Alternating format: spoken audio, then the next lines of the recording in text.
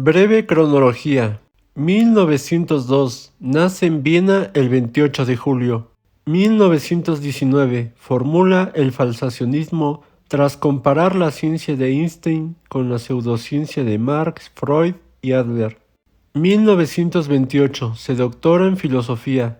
1934. Publicación de la lógica de la investigación científica, donde introduce el falsacionismo. 1945. Publica La sociedad abierta y sus enemigos y La miseria del historicismo, dos obras contra el totalitarismo. 1946. Llega a Londres para trabajar en la London School of Economics. 1963. Publica Conjeturas y refutaciones, donde se introduce la teoría de la verosimilitud. 1965. Discute con Kuhn y Lakatos sobre la racionalidad y el progreso en la ciencia. 1972. Publica Conocimiento objetivo, donde se introduce la teoría de los tres mundos. 1994. Fallece en Londres el 17 de septiembre. Filosofía. Karl Popper figura sin duda entre los grandes filósofos del siglo XX. Evidentemente, su grandeza se cimienta en las aportaciones realizadas a la filosofía estrictamente académica, como pueden ser el falsacionismo, la crítica al historicismo, la defensa de la sociedad abierta, entre otras. En primer lugar, hablemos del falsacionismo. Para Popper, la demarcación entre ciencia y no ciencia no podía basarse en la verificación por parte de la experiencia, como decía el Círculo de Viena, sino en la falsación. En 1928 sostenía que lo característico de la ciencia son sus teorías, no las creencias ni las prácticas de los científicos, y una teoría es un conjunto de enunciados deducidos a partir de unas pocas hipótesis. Las hipótesis sirven para dos cosas. La primera, para explicar fenómenos, como el hecho de que el cisne que tenemos delante sea blanco. Si C es un cisne, que es la condición inicial, y los cisnes son blancos, según la hipótesis, se sigue que C es blanco. Análogamente, si esta tarde vamos a ver un cisne, condición inicial, podemos predecir que será blanco, ya que los cisnes son blancos según la hipótesis. En ambos casos, el fenómeno se presenta como la conclusión de un argumento deductivo, en el que intervienen como premisas al menos una hipótesis y al menos una condición inicial. Asimismo, el Círculo de Viena consideraba que una hipótesis era científica si podía ser contrastada con la experiencia. En esto coincidían con Popper, pero añadían que la experiencia podía establecer tanto la verdad como la falsedad de la hipótesis, y esta segunda opinión era rebatida por Popper, con un argumento lógico. Ni la verdad ni la falsedad de una hipótesis, como todos los cisnes son blancos, puede establecerse directamente por la experiencia. Como solo se observan hechos particulares, solo se establece por la experiencia la verdad o falsedad de enunciados básicos como el cisne 1 es blanco o el cisne 1 no es blanco. El conjunto de tales enunciados, la base empírica, siempre va a ser finito, pero entonces se da una simetría. Por un lado, ningún conjunto finito de n enunciados básicos, el cisne 1 es blanco, el cisne 2 es blanco, el cisne n es blanco, puede establecer la verdad de todos los cisnes son blancos, ya que podría existir algún cisne que no fuera blanco. Popper concluyó que una hipótesis es científica si puede formularse algún enunciado de observación que, de ser verdadero, demostraría deductivamente que la hipótesis es falsa.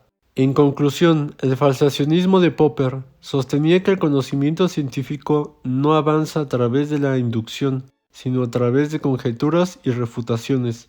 Por ejemplo, si corroboramos la hipótesis A, pero después falsarla, y a través de una contrastación, después formular una nueva hipótesis. Asimismo, podemos repetir el proceso corroborando y después falsamos, ofreciendo otra contrastación y dando lugar a una tercera hipótesis. De modo que las hipótesis van perdiendo universalidad y más bien se parecen a generalizaciones empíricas.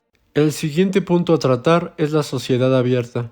El tipo de sociedad que Popper prefería era aquella que puede resolver de manera más pacífica posible el mayor número de problemas que se planteen, ya que es inevitable que haya problemas, porque convivir es poner unos junto a otros a sujetos que tienen intereses contrapuestos. Por ello se necesitan instituciones que permitan tanto la formulación libre de propuestas de solución a los problemas como la crítica severa a esas propuestas. La prensa y el Parlamento son ejemplos obvios de tales instituciones. Por ello, la sociedad abierta es la forma de convivencia en la cual todo ciudadano tolera a los demás, pero es libre de criticar sus acciones y sus creencias, siendo la ciudadanía en su conjunto capaz de criticar al gobierno y en su último término derrocarlo sin derramamiento de sangre.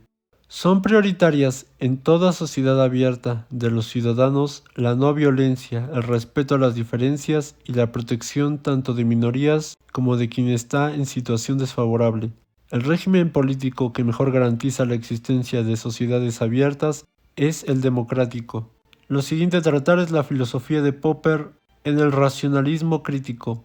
Este es el nombre que dio Popper a su filosofía, presentándola como una teoría de la racionalidad más que como una teoría acerca de cómo es el mundo o cómo actúa en él. Admitiendo que siempre podemos equivocarnos, se acepta contra el relativismo extremo que existe un mundo objetivo y tal vez un lenguaje capaz de describirlo acertadamente, pero se niega que podemos estar seguros de si lo que creemos en un momento dado es o no verdadero.